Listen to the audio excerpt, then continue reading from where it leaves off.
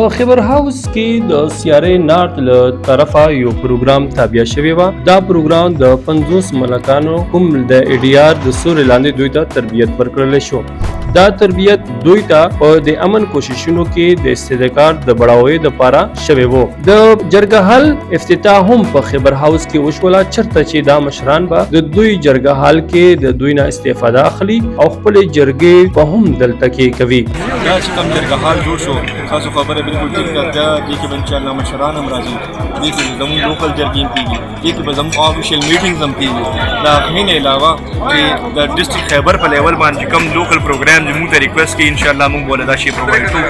دا جرګه حال چې د ټولو د لپاره جوړ دی ان شاء الله دا په خطرې کې سره استعمالي او د علاقې د فلاح او د خوشحالۍ لپاره استعمالي. د مقررینو په خپل خبرو کې ویل چې سیارې نارت په خیبر او رغزی وزیرستان کې ډیر غټ خدمات کړي دي او په انفراستراکچر کې ډیر شیونه دا شانتي کړي دي چې علاقايي خلکو ته ډیره فائدہ رسولې ده.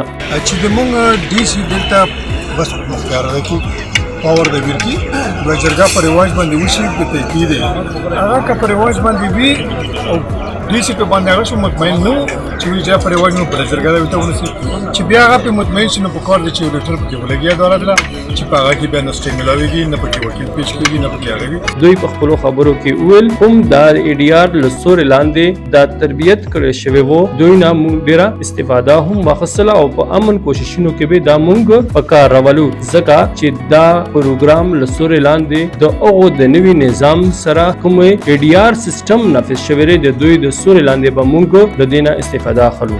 د کیمرامین امین افریدی سره ذاکر افریدی، پښتو 10 ضلع خیبر باړه.